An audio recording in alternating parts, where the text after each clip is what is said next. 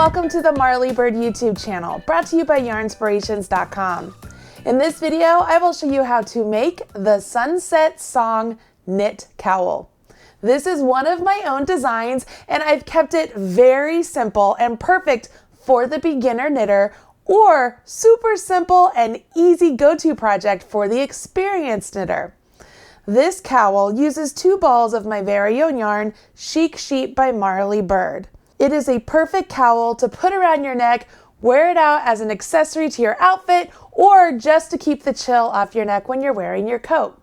This is a free pattern at Yarnspirations.com. You can find a link to the pattern in the video description box right down there below, and while you're down there, smash that like button, as my kids say. In the pattern, you will find a full list of the materials needed, but why don't I go ahead and just give you a glimpse of what you need right here. I've already mentioned that you need the 2 balls of Chic Sheep, which is a worsted weight yarn. You will need a pair of size 9 24-inch circular needles, a stitch marker, a tapestry needle, and a good pair of scissors. This right here is a nifty little stitch marker that my assistant made me that I will be using in the video. It helps you keep track of the rows, not just the stitches. So I will show you how that works as we begin this cowl project. Go ahead, get your free pattern, grab your materials, and I will get you started on this really fantastic cowl. This cowl is made in the round, which means there is no seam for you to worry about. It is also worked up in the basket weave stitch, which is just the combination of purls and knits. Every 4 rows you switch it up, and you would put the purls on top of the knits and the knits on top of the purls, which gives you this really great look. On the bottom and the top of the cowl, you can see I just made the ribbing a very large ribbing to mimic the same stitch count as the body of the cowl, which makes it a very nice and easy transition. This cowl pattern is an 8-stitch repeat and an 8-row repeat. The hardest part is going to be remembering when it's time to change up those stitches so that you get that basket weave look. And that's where that little row counter that my assistant made me is going to come into play, but we'll get to that. For almost all of my patterns, I prefer to begin with a long tail cast on. So you do want to make sure that you have sectioned off enough length of the tail to accommodate the 112 stitches we will cast on. I do like to begin with a slip knot, so I'm going to put a slip knot directly onto my needle, and then I will begin my long tail cast on. It really is very simple. If you have a cast on that you prefer, you can absolutely do that. You don't need to do a long tail cast on if you don't want to. I do like the stability of the long tail cast on, and if you will take the time to learn it, you will eventually fall in love with it as well. So go ahead and get 112 stitches cast on to your needle. Once you get all of your stitches cast on, it's important you make sure that you do not have a twist in the cast on. This is one of the reasons I like the long tail, is it gives you this really nice edge here that you can look at to see if any of your stitches are twisted. You can see here I have my nice edge all on the inside of my needle. They aren't twisted, and I can go ahead, position my stitches so that way I'm ready to begin working in the round. Now, if you've never worked in the round before, there's a couple things I want to point out. First off, when you're working in the round, all of your stitches that are sitting here on your cord, they're just hanging out there. You don't have to worry about that at all. As you work the stitches and it transfers from one needle to the next, they'll just naturally begin to work in a spiral and begin to always come up and be ready for you. You just are just shoving them around essentially. The other thing is when you pick up your work, you want to think of it as the public side of your work is always facing you. So if I picked up my work here, you can see with my long tail cast on, I have those nice sort of purl bumps on the back side of that ridge. That would be the inside of my cowl. And out here, you can see I have the nice ridge here that would just, those actually are knits. So that will be the outside of my cowl. So when I begin working, it's essentially all of my stitches that are over here on this cord those are over there just waiting. In the inside here, those are the inside of my cowl. On the outside, those are the outside of my cowl. I also want to make sure that because I'm working in the round, my yarn here is coming out the back of my needle and it's not like entwined inside here. So let me show you.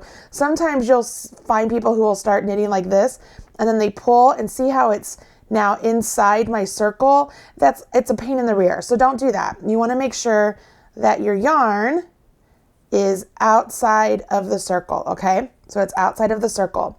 The last thing is that we want to put a marker here to signify that this is the start of our round. So I like to make my own markers, so I stick a marker on there. It's nice and sparkly. It makes me happy. And I'm ready to just begin knitting. And there is no extra special work you have to do here to begin working in the round. The first time I ever worked in the round, I didn't know that. I spent a long time trying to figure out how to work in the round, but it really is just as simple as begin working. Now this first couple stitches, they might be a little bit loose, but don't worry about it. We will tighten them up when everything is complete. I'm simply like, look at this. My yarn is on my needle in my right hand. This is the very first stitch that I put on my needle. So that is my slip knot stitch. I will go into that stitch and simply knit it. Now I've joined to work in the round. My two pieces are together. I want to knit 4 stitches. This is the beginning of our 8 stitch repeat. So 3 and 4.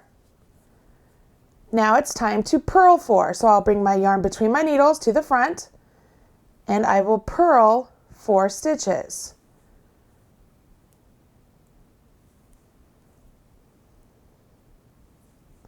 You see that? See how that works?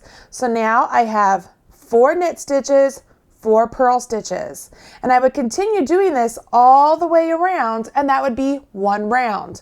So once you get done with the purls, you go ahead, move your yarn back between your needles, back to the back of the work, so that way it's back there ready for you to knit 4. And if you ever get lost, always look here, find your purl bump. There's my last purl bump. So I can see I did 1, 2, 3 knits. And there's the 4th knit. Bring my yarn between my needles and purl 4.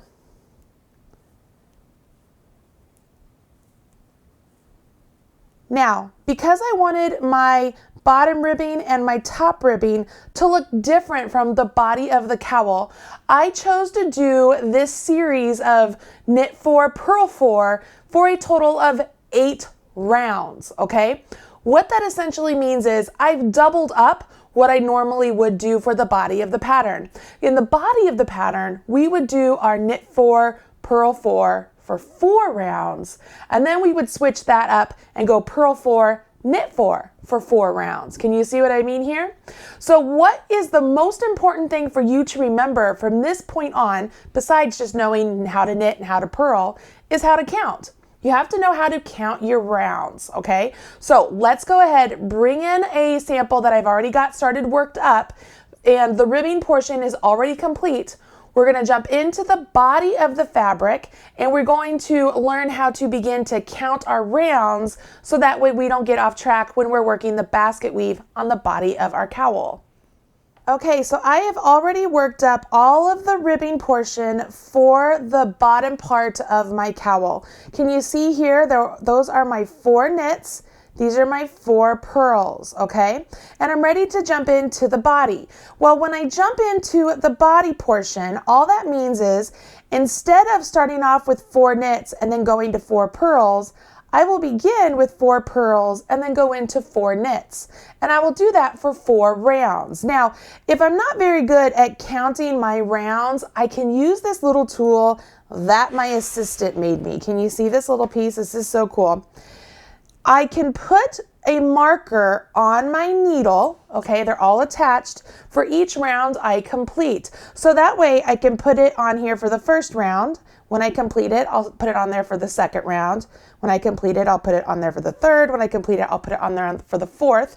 When I get done with the 4th round, I then would change the body stitches and switch it up and go back to knit 4 and then purl 4. It makes it very easy to remember, especially if I happen to put down my work, pick it up later and forget how or what row I'm on, I can use my counter to know exactly where I am. So for demonstration purposes, I'm going to change colors here so that way you can see the stitches that I'm creating.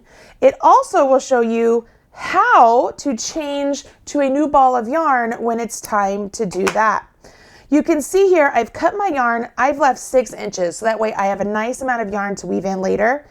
And I like to take my new ball of yarn and I just tie it around my old ball of yarn, my old color. And I just pull that right up to my needles, okay?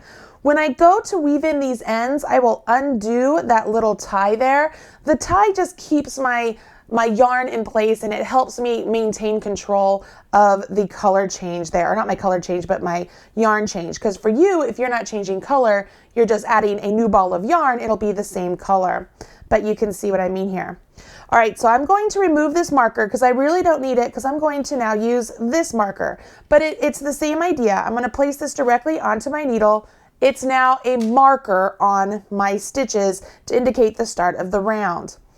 Now I go ahead and jump into my stitch pattern. So the stitch pattern changes here for the body. I will be purling 4, and then I will knit 4.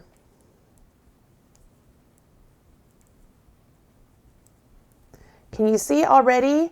It changes up what the stitches are going to look like. And I will do this all the way around. So I will purl 4,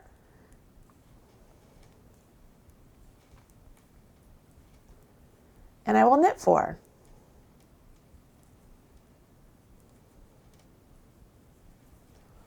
Pretty easy stuff. Purl,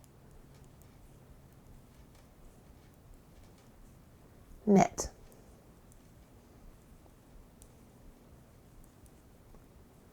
I'm going to do this all the way around and get back to the start where my marker is. I am coming up to my marker here. It means I'm at the end of my round, so I would switch my marker, and typically I would just move my marker over there, right? Which is what I'm going to do, only this time I'm going to drop it down. So now that the loop on my needle is also the one just above the number 2, which lets me know I'm on my second round. So the second round is the same as the first because the first 4 rounds are all the same. And I would just jump in and I would purl 4 and then jump into my knit 4. And what you will begin to see once you get to this round is all of the stitches really start to look really different from the ribbing that we did at the beginning. And so you begin to really see the pattern emerge here. All right, can you see this?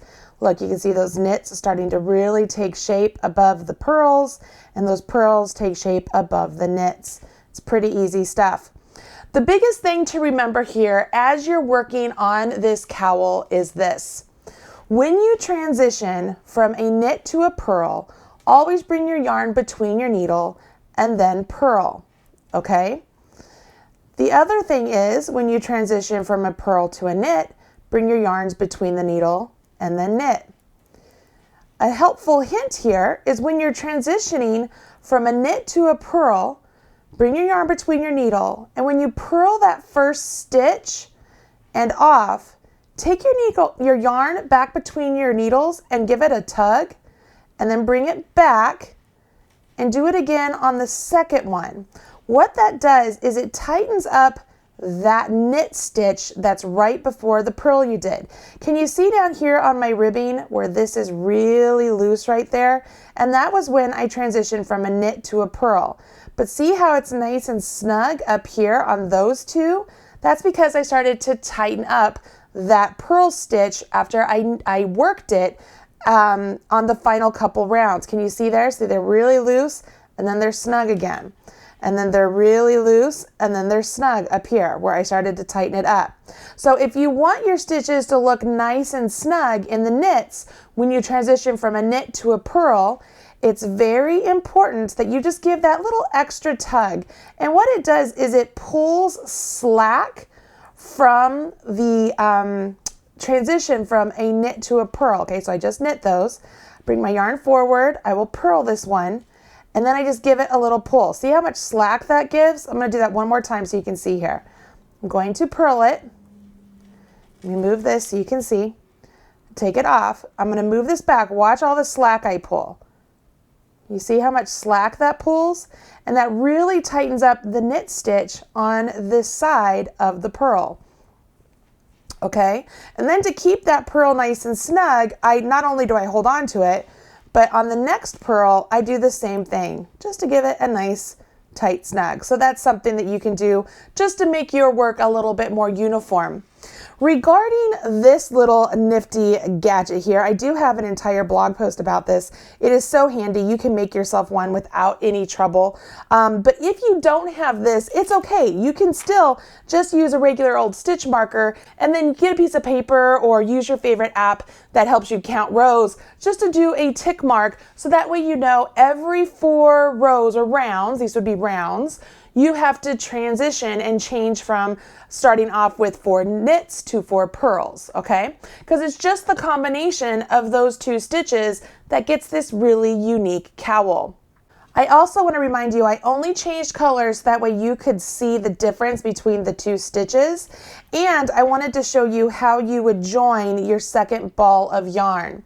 Along with this, I want you to see here, I had to cut out a knot in my yarn right here, and I joined the same way right down here. And the reason I'm pointing it out is if you happen to come across a knot or a flub or anything like that in any yarn you're ever using, you should always cut it out and rejoin your yarn. You don't want to have that knot or that flub in your knitting because it's just unsightly.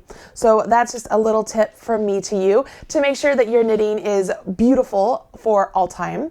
And then if we look down here at the cowl once again, you can see that the transition right here from the knits to the purls, gives you this really great basket weave look. The nice ribbing at the bottom and the top just delineate the difference of those 2 sections just enough, but it's still a nice morph into the body of the work. This is one of my favorite colors. It's called Sunset, hence the name of the cowl. It's called the Sunset Song Knit Cowl. I love this. I think you will too. This will be one of those very easy go-to projects because you can very quickly remember where you are in the pattern just by looking at your work, looking whether you're knitting or purling, and then knowing how many rows you've done. You can make this cowl as large or as small as you wish. Just remember it is an 8-stitch and an 8-row repeat. So make the cowl as tall as listed in the pattern or taller or shorter. All depends on your preference. Just remember if you do make it bigger, you will need more yarn. All right, that's it. That's the lovely cowl here. I hope you will run out, grab the pattern, get the materials, make this cowl. If you do, please share with me on social media. Use hashtag MarleyBird or hashtag Yarnspirations so that way I can see your beautiful finished project and smash your like button. I'm Marley Bird, and I will talk to you again very soon. Bye. Hey, thanks for joining me today on the channel. If you want more videos just like that one, check out some of these other videos that I've already handpicked for you. And don't forget to hit subscribe so that way you're up to date whenever I release a new video. And don't forget, smash that like button, as my kids say. Bye guys.